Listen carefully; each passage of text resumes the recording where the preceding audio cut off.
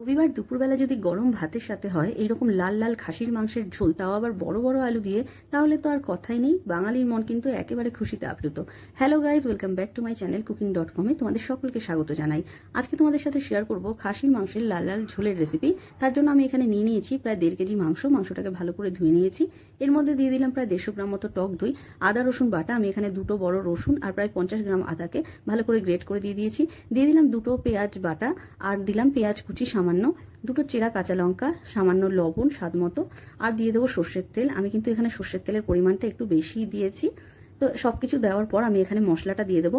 এখানে আমি প্রায় 3 টেবিল চামচ করে জিরের গুঁড়ো আর লঙ্কার গুঁড়োর ব্যবহার করেছি, আর হলুদ গুঁড়ো দিয়েছি 1.5 টেবিল চামচ। ভালো করে আমি সবকিছুকে মাখিয়ে নেব। বেশ ভালো করে মাখাতে হবে যাতে সব মাংসের সাথে ভালো করে তেল মশলা সবকিছু ভালোভাবে মেখে যায়। এবার দেখো, এটাকে আমি প্রায় 2 ঘন্টা ম্যারিনেশনে রেখেছিলাম। যদি তোমাদের হাতে সময় না থাকে তাহলে তোমরা চটজলদিও রান্নাটা সেরে নিতে পারো। এখানে আমি কয়েকটা গোটা আলু নিয়েছি প্রায় মিডিয়াম সাইজের। তোমাদের যদি মনে হয় তাহলে তোমরা বড় আলুকে দুভাগে ভাগ করেও নিতে পারো। আলুটাকে আগে আমি প্রেসার কুকারে সেদ্ধ করে নিয়েছিলাম প্রায় 2টো সিটি দিয়ে। এরপরে আমি এরকমভাবে লাল লাল করে ভেজে নিচ্ছি। এরপরে দেখো, এই আলু ভাজা তেলটার মধ্যেই আমি এখানে কিছু গোটা গরম মশলা, একটা গোটা বড় এলাচ, তেজপাতা ফোড়ন দিয়ে দিলাম। এরপরে ফোড়নটার একটুখানি গন্ধ বেরোলেই আমি এখানে দিয়ে দেবো পেঁয়াজ বাটা, পেঁয়াজ কুচি আর টমেটো কুচি। আমি এখানে 2টো বড় টমেটো ব্যবহার করেছি, একটা পেঁয়াজ বাটা আর একটা পেঁয়াজ কুচির ব্যবহার করেছি। সবকিছু একটুখানি সফট হয়ে আসলে আমি ম্যারিনেট করা মাংসটাকে এখানে দিয়ে দেবো। মাংসটাকে প্রায় হাই ফ্লেমে 5 থেকে 7 মিনিট ভালো করে কষিয়ে নিতে হবে। তারপরে আমি মাংসটাকে ঢাকা চাপা দিয়ে প্রায় আধা ঘন্টা মতো রেখে দেবো, ফ্লেমটাকে হাই করেই। তো দেখো, আধা ঘন্টা পরে মাংসটার জলটা টেনে এসছে, সবকিছু মশলাটা ভালো করে কষে গেছে।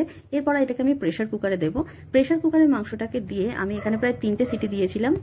তোমরা প্রেসার কুকারে কটা সিটি দেবে সেটা ডিপেন্ড করে তোমাদের মাংসের কোয়ালিটির উপর। 3টে সিটিতেই মাংসটা ভালোভাবে সিদ্ধ হয়ে গেছে।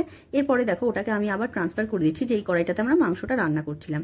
এরপরে আমি স্বাদ মতো লবণ দিয়ে দিলাম, আবার সবকিছুকে ভালো করে নাড়িয়ে চাড়িয়ে নিচ্ছি। এরপরে আমি এটাকে ভালো করে ফুটিয়ে নেব। আলুটাও অ্যাড করে দিলাম। সবকিছু দেওয়ার পর এখানে আমি একটু আদা আর রসুন বাটা দিলাম। তখন আমি সব আদা রসুন বাটা ইউজ করিনি, সামান্য একটু রেখে দিয়েছিলাম। একটুখানি ভালো করে বয়েল আসার পর আমি এখানে জল অ্যাড করে দিলাম। আমি এখানে খুব একটা বেশি জল অ্যাড করিনি, তোমরা তোমাদের ঝোলের পরিমাণ যেমন চাইছো সেই বুঝে জল অ্যাড করবে। এরপরে দেখো, ঝোলটা ভালো করে ফুটে গেলে আমি এখানে দিয়ে দিলাম গরম মশলা গুঁড়ো আর দিয়ে দিলাম ঘি।